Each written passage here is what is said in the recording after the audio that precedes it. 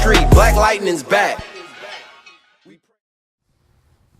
Good evening, everybody. I hope you all awake, or hopefully if not awake, in the bed, because it's 10 o'clock for me and I am super excited to review episode 2 of Black Lightning season 1. So let's get right into it. So we first open up with, apparently like Batman, Black Lightning has a problem with using his powers after a couple of years. So he's in agony, he's in pain. You can see the lightning bolt going through his whole body. And his wife is just like, yes, this is what was happening before. I know when we first discovered your powers, this was a gift, and now it just looks like it's hurting you. And she seems to really be taking, as I can see through the rest of the episode, taking a neurologist approach to thinking about his powers, because that's what she is. She's a neurologist, and she thinks this is more of an addiction to his powers than just him wanting to use his powers for good. And it's going to be nice to see them explore that dynamic, because she again thinks this is an addiction, whereas he thinks I should be using this for good. And he's struggling with that because he wants her back, but then he also wants to be Black Lightning and help. And then of course we go into like approaching the families of the students and going back to school and having to get things back to normal after his daughter's been kidnapped, and Black Lightning, and I put that in quotations, has saved them.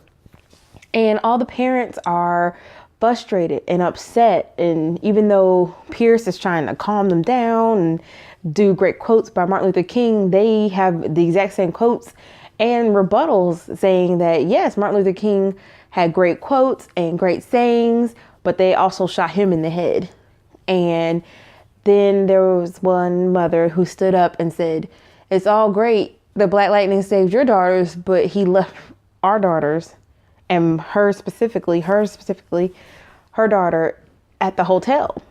And it goes to show you that most superheroes, when they go after someone due to being like a hurt loved one or a kidnapped loved one or the death of a loved one, it could be really selfish, because yes, you saved or avenged your loved one, but there's still other people hurting that you didn't even consider, that you just left behind because you came to save your loved one, and that was it. So it was really good to see that dynamic and him realize that, oh yeah, there are girls that are still there against their will, and I was only focused on my two when I could have saved all of them at the same time.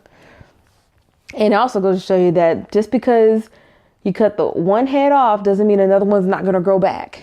Like, the hotel's still up even after the police are gone and came in and there was kidnapping.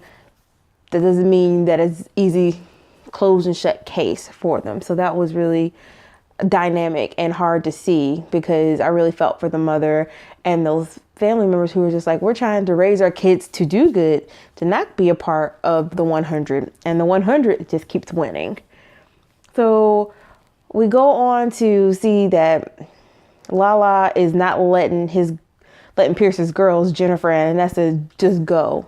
And especially since they are talking to the police. So he tries to scare them a little bit. And with Pierce, he's going to go and try to confront Lala. But what stood out with this scene for me was the soundtrack. It looks like they're giving this show original songs, which is really good to see. That's what I like to see with superhero movies, like an actual score, an actual soundtrack. That's not just taking songs from somewhere else and putting them in there, but their own. That's what makes me really appreciate what Marvel's doing with Black Panther and letting Kendrick Lamar produce and do their own soundtrack. So there's going to be original songs as well as using, and I hope they keep Run the Jewels and Vince Staples song. Those songs worked for the soundtrack. I hope they keep them there. So that was really great. And then, of course, you do see a little bit of Tobias Wells in this episode. And he is getting more and more menacing to me. At first, okay, shooting a harpoon at somebody, okay, that's a little bit badass. I get it. And I like his little nautical themes to his weapons of choice. But in this episode, he's showing Lala, like, you're not thinking far ahead at all. You're thinking short term. And Lala is that kind of person. Like, he can be menacing and a badass and a bad guy, but he's thinking short term. He's not thinking long term. Tobias, that's why you rise to the head of a crime family, because you think long term. That's why you stay at the bottom in a crime family, because you think short term. And with him thinking short term, Tobias is not going to be able to tolerate Lala for much longer. And then, excuse me. And then when it's just the girls have to deal with being kidnapped and being saved.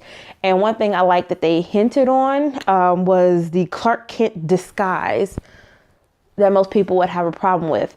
With the Clark Kent disguise, what I mean by that is a Superman without the glasses and his suit. But he's Clark Kent with the glasses, and no one realizes he's Superman. Jimmy Kimmel did a whole sketch about the fact that it's just your glasses. I can still see you physically, and you're physically Superman. But with this, Jennifer, the youngest daughter, she hints at it, saying, I tried to look at him, but there was a very blinding light to his face, and it looked like it was blurred or obscure.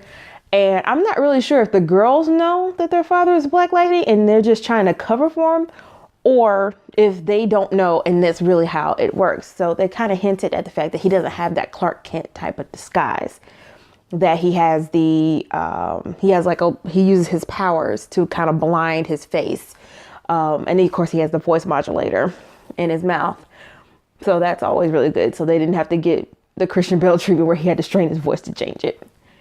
And I like the little curveball that we were given with Anessa. She is a lesbian in this season, in this show. And it shows her dynamic that's going to be a whole nother thing she has to deal with. Because at some point, I think her parents know, because they keep saying girlfriend throughout the episode. But I don't know if Anessa's told anybody else really, because the girlfriend's like, oh, you haven't met my parents. And you haven't met my friends, blah, blah, blah. And it's just like she's keeping some of that kind of hidden around her. But she's very transparent. She tells the girl, I don't know what happened, but I had a panic attack and I broke the sink. And the girl's like, oh, it's just an old porcelain sink. No, you need to know she broke the sink. And I hope at the end of this episode, we got to see her a little bit more use her powers, but I'm hoping next episode we get to see her explore that a little bit more, and realize, okay, something's up, and hopefully she'll say something to her dad, so her dad's like, oh, this is hereditary. So it was really nice to see her use her powers at the end of this episode, and it'll be nice to see her use it more and more as the season goes along. Hopefully that's what goes into season 2, is that now they're just this big family doing all this crime fighting. It's beautiful.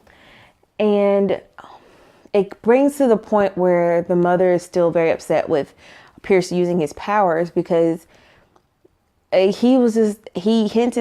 said in the episode, we wanted this perfect life with this white picket fence and ignoring what's going on out there and not letting me use my powers, and I can't do that anymore. So that was the first time I remember in a long time where the love of your life didn't drive what you were doing, where as you decided, if you can't accept this part, this isn't probably going to work. And that was just really interesting to see. And he wants it to work. I know he does. And I can feel the tension between them two, because she still loves him too, but she just can't accept or can't look at his powers other than an addiction. And he can't explain to her that it's not an addiction. It's literally to help the community. Like, we live in the suburbs. Everybody else lives in the inner city, and you want me to just ignore them until until the inner city comes to our doorstep, to our daughters. And that's what I can't do. I have to use it regardless. And the title of this episode was Lawanda, the Book of Hope.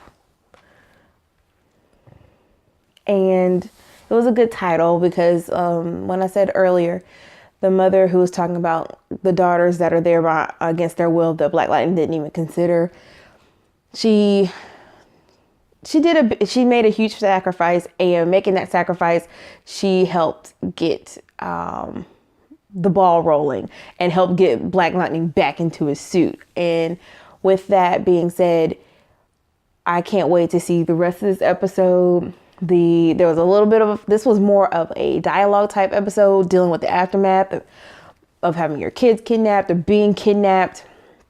Jennifer having to trying to cope with being kidnapped. Like, she's delving into like weed and drinking while in school and stuff like that. But she's got a good friend and a boyfriend now who is hella fine, who's telling her this isn't the way to go about it. So I'm hoping she'll reflect and get back with a good mind. But dealing with kidnapping, people deal in strange ways. Anessa dives into her girlfriend, and I did not mean that as a pun, and Jennifer dives into drinking just to deal with it. And then the parents are trying to deal with it, and then the inner city is trying to deal with it, and Tobias Well is trying to deal with it because Lala, again, thinks short term, but Tobias Well is long term. And if you think that Tobias Well doesn't have reach, of course he has reach. He is the head of a crime family, to say the least. They always have people in their pockets, and that's how it's always going to work. And I feel as though this is a good start to this season, and I can't wait to see more, and I can't wait to review it with you guys.